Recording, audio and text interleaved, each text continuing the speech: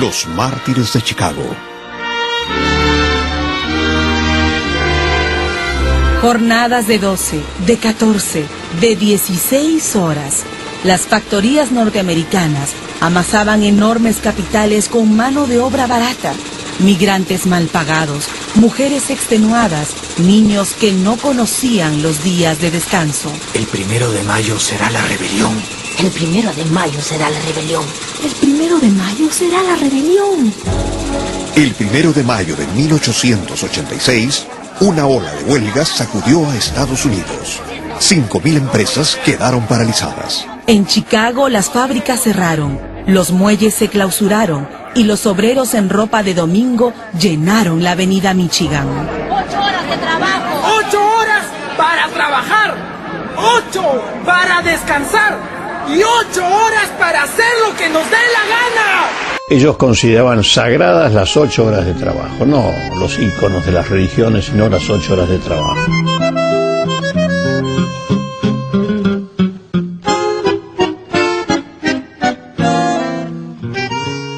El 1 de mayo es la fecha fundamental del movimiento obrero. Une a las clases trabajadoras de todo el mundo, a pesar de las diferencias de idiomas, de las diferencias de industrialización, de las diferencias políticas, etcétera, etcétera, pero une a todos los trabajadores del mundo. Esa iniciación de la huelga por las sagradas 8 horas de trabajo.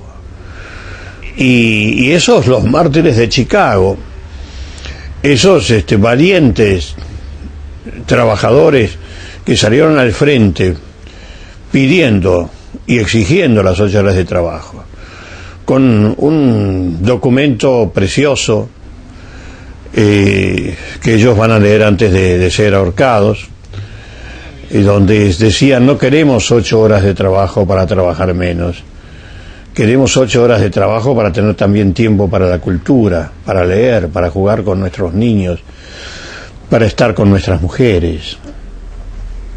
Consolidación definitiva, tanto en lo territorial como en lo político. Santa Fe, con un pasado signado por las conquistas coloniales y como campo de batalla del proceso revolucionario, se erigiría hacia fines del siglo XIX como una provincia atravesada por la conflictividad social, aspecto determinado en gran medida por sus muchas particularidades.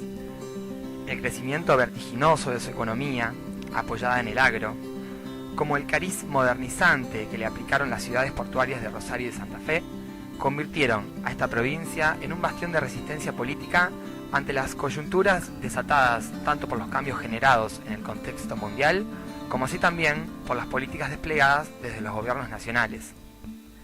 Cúmulo de primerizas experiencias de la protesta social que entrelazaron ese rico y heterogéneo pasado colonial revolucionario con la llegada serpenteante desde el océano y por intermedio del río Marrón de las tendencias políticas más intransigentes de la vieja Europa, Santa Fe fue vanguardia de los levantamientos sociales a nivel nacional.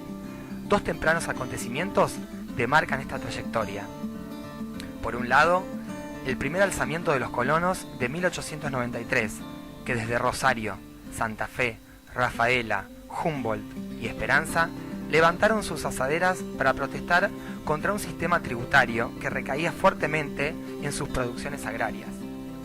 Esta primera protesta tomó dimensión nacional cuando, al pedido de los colonos, se le sumaron las primeras acciones de protesta de una joven Unión Cívica Radical, que veía en Santa Fe, especialmente en las características especiales de su factor humano, un campo de excelentes oportunidades para desplegar las actividades políticas tendientes a remover las estructuras más rancias de la política y sembrar en esta tierra una semilla de modernización democrática, ya sea desde posturas institucionalistas, como el caso de la Unión Cívica Radical, como así también en sus variantes más revolucionarias, como bien los expresaban las juventudes socialistas o anarquistas en Rosario o Santa Fe, cuna, ambas, de las experiencias más ricas de la militancia combativa, obrera y feminista. Por otro lado, 1912 es un año clave en el ciclo ascendente de las protestas sociales en Santa Fe. El sur provincial, representado por un incipiente movimiento de chacareros arrendatarios, se alzó contra los propietarios de la tierra, dando inicio al grito de Alcorta, un movimiento que tomó gran dimensión regional, con ecos en nuestra zona, y que dio origen e identidad a sectores agrarios que cobrarían protagonismo a lo largo de nuestra historia.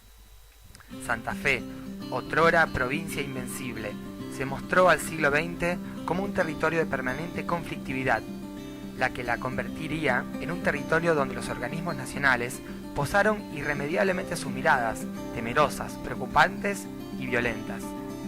Santa Fe, bastión de la resistencia peronista en 1955 y 1956, testigo de privilegio en la década de los 60 de los movimientos estudiantiles y obreros que confluenciaron en aquel mítico rosariazo de mayo de 1969, o bien en la trágica experiencia del Villazo, en la ciudad de Villa Constitución, donde meses antes del último golpe militar, la combatividad obrera en Acíndar generó el despliegue de las fuerzas militares, convirtiendo esa ciudad en un cruel ensayo represivo, prolongando lo que sería la Argentina a partir de 1976. La muestra fotográfica que hoy nos convoca sobrevuela la última fase del ciclo de protestas sociales en la provincia, y específicamente en la región centro-oeste a comienzos del siglo XXI.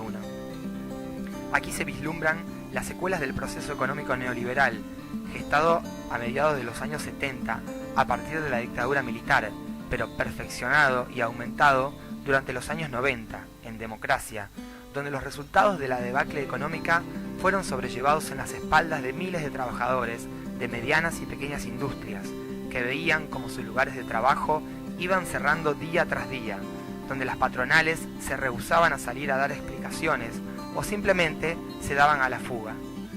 Los trabajadores, ante tamaño desprecio a sus dignidades, a su historia, no quedaron con los brazos cruzados y recurrieron a su propia solidaridad de clase para iniciar experiencias cooperativas de recuperación de empresas vaciadas y expoliadas, hasta convertirlas nuevamente en centros generadores de trabajo, bajo otros parámetros de conducción y una lógica centrada en el factor colectivo antes que en el individual. Por otro lado, las protestas agrarias hacia el año 2008, y con una continuidad en el tiempo más retórica que en acciones directas, mostraron una nueva fase de conflictividad social en la provincia, donde los actores sociales que intervinieron, con protestas muy fuertes en la región pampeana, si bien los identifica un sentimiento histórico de reciprocidad hacia el campo, también los diferencia una realidad palpable en relación a los intereses que se despliegan en el gran conglomerado de trabajadores agrarios que posee la provincia. La protesta social en la provincia de Santa Fe es parte esencial de su historia, está en su morfología, en su sistema nervioso central. La historia del trabajo en esta provincia es la historia que le permitió ser, convirtiéndose en un territorio que combina simétricamente el progreso con todas sus contradicciones.